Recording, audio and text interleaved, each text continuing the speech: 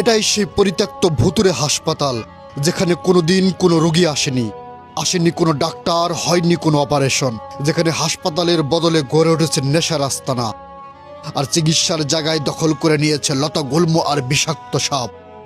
এখানে রয়েছে সেই অসমাপ্ত অভিশপ্ত মসজিদ, যে মসজিদে কোনোদিন আজান শোনা যায়নি, যার ভেতরে বসে মাদকখেকো মানুষের অসামাজিক তালিম। কিন্তু প্রশ্ন একটাই, কিভাবে, কেন, কোন অকারণে এই মেগা প্রজেক্ট পেল না তার পূর্ণতা? কেন চরম অবহেলায় পড়ে রইল এই কোটি টাকার সম্পদ? আর সবচেয়ে বড় প্রশ্ন, পিতার মৃত্যুর পরও কেন এই স্বপ্নের দায়িত্ব নিল না তার যোগ্য উত্তরাধিকারীরা? তাহলে চলুন ধীরে ধীরে উন্মোচন করি একটি অসমাপ্ত স্বপ্নের অন্ধকার অধ্যায়, যে গল্পগুলো আজও লুকিয়ে আছে এই পরিত্যক্ত দেয়ালগুলোর ভেতরে।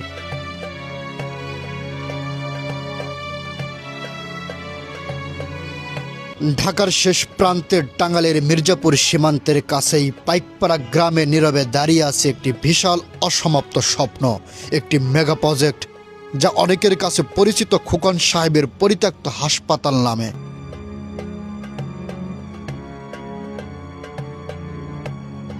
যদিও নামের সঙ্গে খোকন সাহেবের পরিচিতি জড়িয়ে গেছে, তবে এই স্বপ্নের মূল রূপকার ছিলেন পাইকপাড়া গ্রামের কৃতি সন্তান প্রখ্যাত শিল্পপতি খান মোহাম্মদ ইকবাল সাহেব।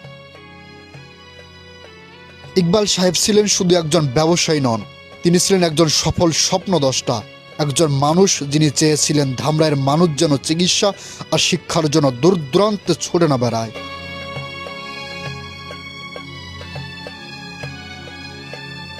তার স্বপ্ন ছিল এখানে গড়ে উঠবে একটি আধুনিক মেডিকেল কলেজ, একটি পূর্ণাঙ্গ হাসপাতাল কমপ্লেক্স, যেখানে মানুষ পাবে চিকিৎসা, পাবে শিক্ষা, আর আলোকিত হবে অসংখ্য জীবন।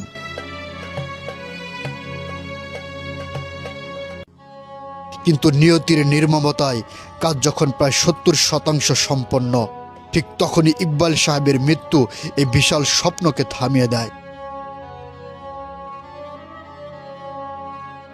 আর সেদিন থেকেই থেমে যায় কোটি কোটি টাকার একটি স্বপ্ন, জন্ম নেয় একটি অসমাপ্ত ইতিহাস, যা আজও নীরবে চাপা পড়ে আছে এই পরিত্যক্ত দেয়ালগুলোর ভেতরে।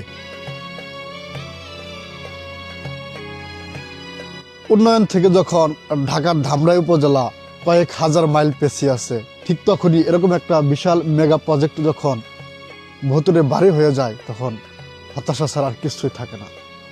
যখন আমি এই ইকবাল সাহেবের কারখানার সামনে আসলাম, তখন দেখলাম যে এই সুবিশাল ভবনগুলো আজ লতা গুল্ম দিয়ে ছেয়ে গেছে। এ দেখেন যে বিল্ডিংয়ের সামনে জঙ্গলে আজ ছেয়ে গেছে, মনে হচ্ছে এটা একটা ভুতুড়ে বাড়ি।